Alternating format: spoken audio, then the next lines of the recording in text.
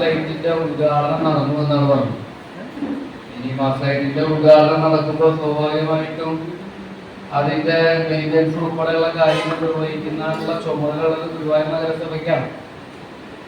അവിടുത്തെ വാർഡ് കൗൺസിലർക്ക് ഉൾപ്പെടെ എനിക്ക് തോന്നുന്നു ആ പരിപാടിയിലേക്ക് ക്ഷണിച്ചിട്ടില്ല എന്ന് ഞാൻ മനസ്സിലാക്കി. പക്ഷെ അദ്ദേഹത്തിന് യാതൊരു പ്രശ്നവും ഇല്ലാതെ എന്തായാലും ബഹുമാനപ്പെട്ട ചെയർപേഴ്സൺ ഉൾപ്പെടെയുള്ള ആളുകളെ ഒന്നും ക്ഷണിക്കാതെ ഒരു രാഷ്ട്രീയ നാടകം BJP അവിടെ നടത്തുകയും ചെയ്തു.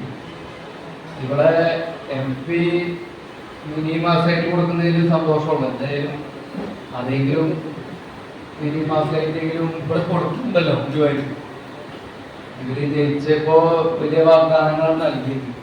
പക്ഷെ തിരിച്ച് നന്ദി പറയാനൊന്നും ഈ വഴിക്ക് വന്നില്ലെങ്കിലും ഇപ്പൊ ഒരു മിനി മാസമായിട്ടിന്റെ ഉദ്ഘാടനമാണ് ഇപ്പൊ ഇവിടെ നടന്നു പറയുന്നത്. ഇതെങ്ങനെയാണ് ഇങ്ങനെ രാഷ്ട്രീയമായിട്ടുള്ള വേദിയാക്കിയിട്ട് സുരേഷ് ഗോപിയുടെ വീട്ടിൽ നിന്നോ അല്ലെങ്കിൽ BJPയുടെ ജില്ലാ കമ്മിറ്റി ഓഫീസിൽ നിന്നോ പണം അനുവദിച്ചു കൊടുക്കുന്ന മാസമായിട്ടല്ലോ. സുരേഷ് ഗോപിക്ക് മുന്നേ PM പ്രതാപൻ എന്ന് പറഞ്ഞ MP ഉണ്ടായിരുന്നു. അദ്ദേഹം 20ഓളം മിനി മാസത്തേക്കോളം നമ്മുടെ നഗരസഭയ്ക്ക് കൊടുത്തിട്ടുള്ളത്. അന്ന് ഉദ്ഘാടന ദിവസം നമ്മുടെ ചെയർമാൻ, നഗരസഭയിലെ ചെയർമാനെ വിളിച്ചിട്ടാണ് ആ ഉദ്ഘാടന കർമ്മം നടത്തിയത്. എൻ്റെ ഒരു അഭിപ്രായത്തിൽ ഇത് വെറും രാഷ്ട്രീയം കളിക്കുന്ന രീതിയിലേക്കാണ് നമ്മുടെ നഗരസഭയിൽ ഈ മിനി മാസത്തേക്ക് സ്ഥാപിച്ചതുമായി ബന്ധപ്പെട്ട് എനിക്ക് പറയാനുള്ളത്. ഇതുപോലെ ഇതിപ്പോൾ 3 കൊല്ലമാണ് ഈ മിനി മാസത്തിന് വാറന്റി എന്നാണ് കിട്ടിയ അറിയിക്കുന്നത്. ഈ മിനി മാസത്തിന് നാളെയാണ് ഉദ്ഘാടനം എന്ന് അറിയുന്നത്. ഇതിന്റെ കരാറുകാരൻ വിളിച്ചിട്ടാണ് ഞാൻ അറിയുന്നത്. രാത്രി ഞാൻ പോവുകയും അതിന്റെ സ്പോട്ടുകൾ ക്ലിയർ ചെയ്ത് കൊടുക്കുകയും ചെയ്തത് ഞാനാണ്. പക്ഷെ ഇത് വെറും രാഷ്ട്രീയം കളിക്കാൻ വേണ്ടി മാത്രം ഇതുപോലുള്ള കാര്യങ്ങൾ നഗരസഭയിൽ ഉണ്ടാവരുതെന്നാണ് എൻ്റെ അഭ്യർത്ഥന.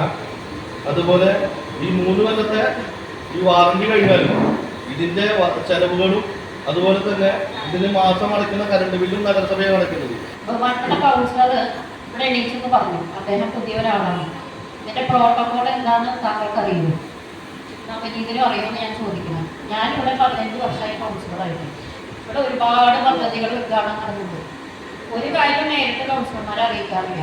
ഇത് കൗൺസിലർമാരെ അറിയിക്കേണ്ട ഉത്തരവാദിത്വം നഗരസഭാ ചെയർപേഴ്സണാണ്. ഇതിന്റെ മെയിൽ എൻ്റെ കയ്യിൽ എൻ്റെ ഫോണിലുണ്ട്. കേന്ദ്രമന്ത്രിയുടെ ഓഫീസിൽ നിന്ന് നഗരസഭാ സെക്രട്ടറിക്ക് മെയിൽ വന്നത് എൻ്റെ തലേ ദിവസം. അത് നഗരസഭാ സെക്രട്ടറി ചെയർപേഴ്സൺ അയച്ചതെന്നാണ് ഞാൻ മനസ്സിലാക്കുന്നത്. അപ്പോൾ ചെയർപേഴ്സണാണ് ഇവിടുത്തെ കൗൺസിലർമാരെ അറിയിക്കേണ്ടത്. അതാണ്